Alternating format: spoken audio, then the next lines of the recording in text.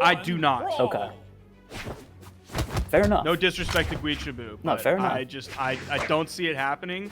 He just played against Money Hala, who, like, Money Hala does not play the same way that MegD does. If you want to see someone, like, in your face, you might get that some of the time with MegD, but you're probably not going to get that all of the time. So even though the Katars are looking strong from Guichabou, they're just, like, the classic MegD playstyle. And I don't even just mean, like, being slow. I mean, like, he's doing a great job of chasing. He's doing a great job of, like, prioritizing safe options over dangerous options. MegD just, like, has a great mind for how to play Brawlhalla at a top level, not just the generic, like, foundation of, oh, these are my bread and butters. This is how to edge guard. Here's a weapon toss. I know to dash before I throw out the weapon, so it has the maximum speed on it and stuff like that. He's just really strong. We're seeing Guichabou open this one up. Doing a great job early on in this game, but of course, it is only game one.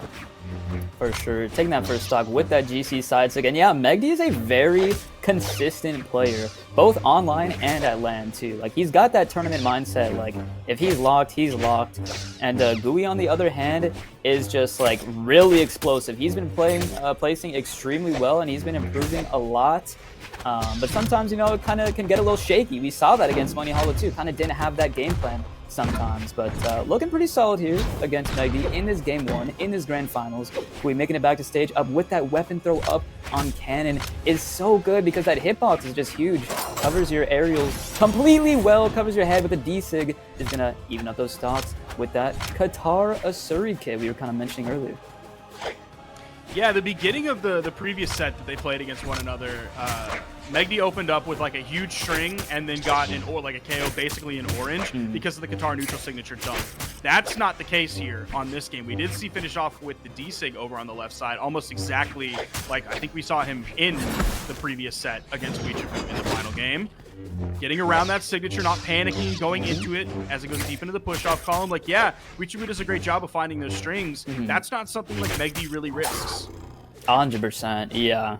They almost have, like, I'd say, like, not opposite play styles, but in a way, kind of in a sense. It's just very interesting to watch. If you get MegD in a solid disadvantage state, like, that is going to be your win condition. And I feel like that is kind of what Gui is doing, because he may not be winning this neutral, but every time he's hitting MegD, it's like 2-3 hits, and that's a lot of damage every single time. MegD's basically playing his Qatars kind of like he plays Sword. Yeah, so he's looking for, like, 1 or 2, maybe a signature punish here and there, but he doesn't really press it beyond the second or third hit. Whereas, like, Guichabou is like a classic Qatar player. He's the one looking for it to get the dodge so he can go into the half pipe, or like the D-Light. If the dodge is burned, instantly go for the recovery, maybe the double recovery. We've seen him pick up D-Light recovery, or just raw recovery, like, over and over against, like, everybody today. For sure.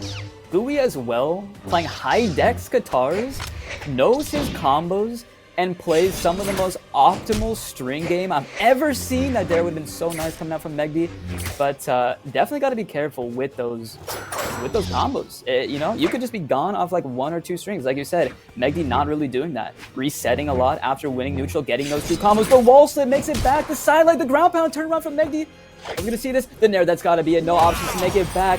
Holy, that was incredibly close. MegD closing that out, narrowly making it back to the stage. Like, that's a very, very long signature.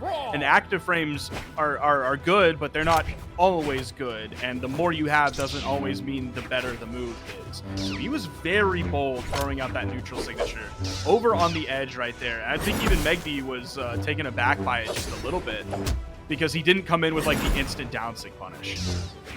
Yeah, definitely.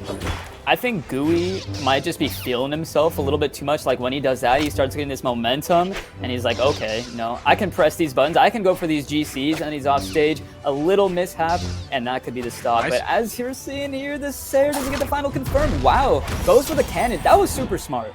I probably would have ground pounded that, gotten dunked myself. He goes back to the stage, probably preemptively read that N-Sig. I don't know if he's that big brain, but looked pretty good. Grabbed that cannon down there and took that first stock. Yeah, that took a lot of decision making in the moment to be like, okay, I'm not going to go down there because he's probably looking for a dunk or something silly like that. I'm going to go back onto the main platform. He could have just stopped his thought process there and been like, yeah, that's a smart choice. That's a safe choice. I'm winning, and I'm going to just keep that momentum going. But he chose to pick up the cannon. I don't know if he like conscientiously thought about the cannon ahead of time when he picked up that weapon, but the second he picked it up, he was ready to go for the edge guard, ready to finish it off with that dare. So he could have stopped his thought process at any time and still been good, but he chose to keep going, and he did it in a safe way as well. So it was just smart decision making all the way through. Yeah, extremely. It seemed pretty calculated too. The way he was moving that quickly, the way he was on, like that definitely seemed like he was super ready for like that entire interaction. Very well played for Gui.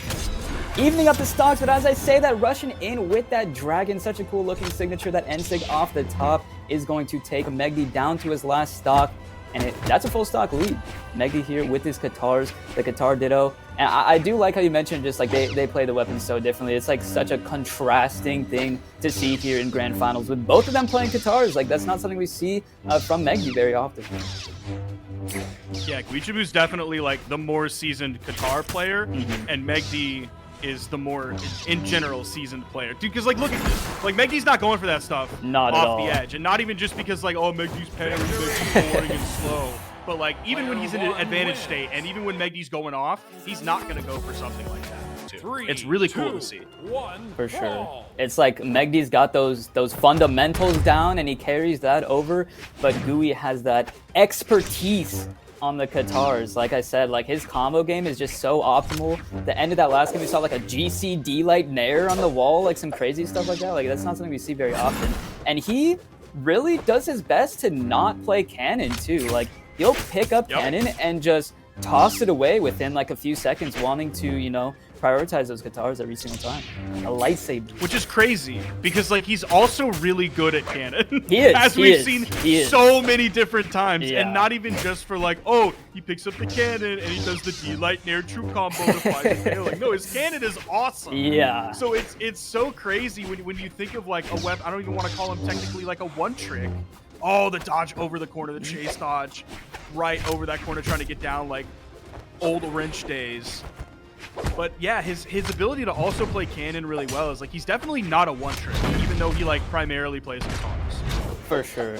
Like he'll play it when he needs to. Like right here, he's looking for a kill percent, gets that D-Light Nair, and best believe he's getting rid of that cannon here, swapping over to that Katars, and gonna be building up that damage.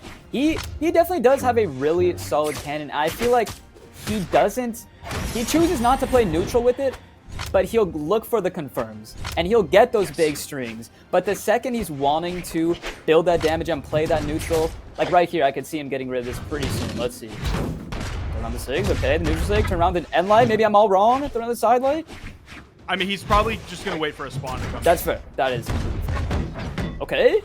Dodge in, Sarah recovery. Might even get the, yeah, there right. you go. The 100%. second it lands on the ground, you're exactly right. He was ready to get done with it. He didn't want to put himself at weapon disadvantage though. And then he has the Katars back. Dude, he's relentless.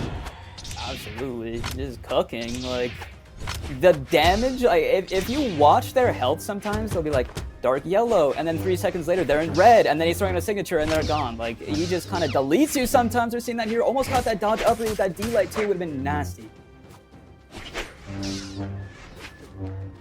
MegD trying to patrol the ground as best as he can. Of course, we're on Demon Island, so there are no soft platforms for his opponent to go to. Tried to get the dunk read, didn't quite have it. Nice side air. There's the weapon toss that got the dodge, but instantly out of that dodge, Guichabou was ready with the recovery, and he even picked up the top side of that Katar neutral signature while MegD was floating in the air. The dodge was gone for just a second. It is back now. Keeping him off these weapons, doing everything in his capability to not let him pick that up. MegD finding that unarmed neutral light, picking up that sword. Definitely going to be that comfort weapon here, especially in this kind of a situation where he still needs to take that stock. Gui is way too consistent with that gravity cancel side signature on those Katars. Looking for a hard dodge in read there. Catching these D-Lights, had the dodge, D-Light recovery, confirmed, still with the stock in the backhand, sitting pretty comfortably. And that's one thing about community tournaments too, is a very good spot to kind of test out these new picks and hold it down. But I could definitely see him kind of going back to his roots and bringing off that Val like on his very back foot. Like if he's about to be completely out the tourney one game, I could definitely see him swapping to the Val. But otherwise, he's looking like he's really feeling this Asuri pick. Now we are going back to Demon Island, the map that we just played on. It's a nice dare. No major follow-up, though, after. He did try to go for the chase dodge into the side air. Wow. Big side air that actually sent Gui over the corner. Great weapon toss. Falling there is going to do it. And that's the thing with MegD. It's like he doesn't need these fancy combos sometimes. He doesn't need these dodge reads and these strings. He catches a side air, catches that last option with the nair, and that's it. Just plain and simple, bread and butter. So good stuff coming out from MegD, taking that first stock. Gui trying to answer back here, getting a lot of this damage build up, punishing that neutral light with a side light true combo of his own.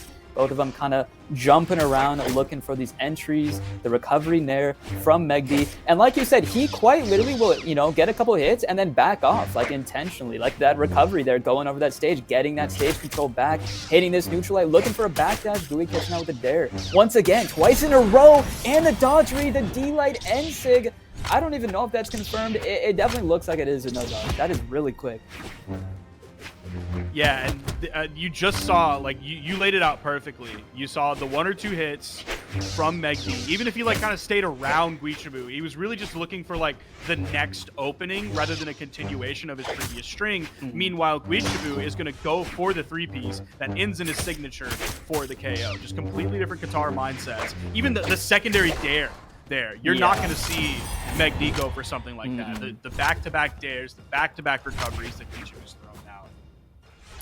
I feel like the way that Gui plays is going to be a lot more optimal for Qatars because they do have that really good advantage state and they do have that giant string potential. So when Gui is on top of his A game, like he's going to be way harder to defeat than someone, you know, kind of resetting after a couple hits. Oh, the backup. He tried to overspace the down air that he knew was coming in. He couldn't quite get away in time. Oh, he's ready for it, though. MegD's really starting to read those dare initiations from Guichabou. Oh my goodness. Okay, and even taking a page out of his book there. In the way that MegD is starting to adapt to Gui approaching him, these certain dodge reads that he's going for. So it kind of is going to come down to execution.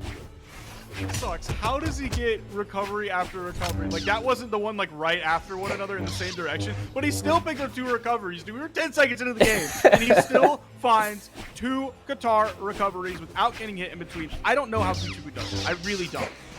I don't know. He took some Wilson notes from back in the day and, like, evolved it into some new hyper recoveries, but no, the SD is going to be so unfortunate, man. That has happened a couple times in the past few sets. We've seen some I was really scared that MegD was going to throw that stock away, and he was going to get caught by, like, a cheeky Guichabou, like, nair or side air, and it was going to be over for MegD off of that one. But yeah, he kept his composure, or maybe Guichabou wasn't ready for him to go all the way down there. Now back to Qatar v Qatar, and this is a nice lead in this game for MegD. He's going to want to close this one out here so he doesn't have to worry about the potential reset. Chase dodge up. That would have been a really good option. A very beautiful, hard punish, though, coming out from MegD. That's what I like to see. Everything he's going for was confirmed there, too, not having a dodge.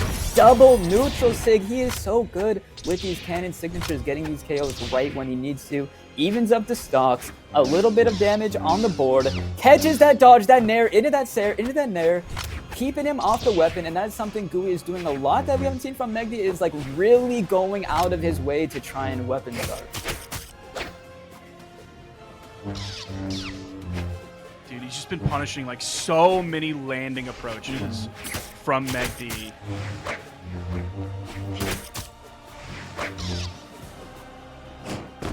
Ooh, ground pound on the floor, getting punished there. The side light, end light dare. MegD looking for a read. Gui right back in this game, falling behind even after the SD. MegD getting rid of those Qatars. He says, let me get that sword. Hits the neutral light, gets the stage control on the right side. D-Lights there, very well played. Typical solid MegD right there, holding it down, doing what he does best. Guichabou's done a great job of bringing this back. I didn't even expect him to clean that stock up that quickly. I knew it was going to be fast, but I did not expect it to be that fast. And we are basically even. There is like 1 hit point of damage on Guichabou's stock now. Now add up the unarmed recovery off of that. There's the instant down air and the weapon pickup. Getting away from that string, dodging through it. Weapon toss goes up from Guichabou. Isn't he going to be able to safely land? He does. All of a sudden, we're starting to play neutral around the soft platform, but now they're back to the main.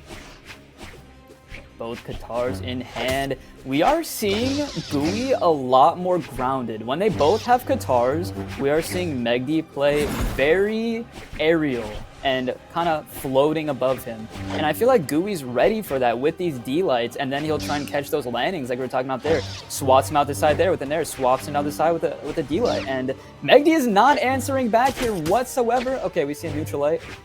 But Gui's got a little bit of a damage lead here. They're just playing the footsie game now. Ooh, light there, catches the dodge. True combo coming out from MegD. It's getting so even here. The side light and light from Gui. Another one from MegD. Catches the dodge read. The D-light. No way! Player 2 wins. That's it. I didn't think that was going to KO there. I didn't can't either. believe he actually got the KO.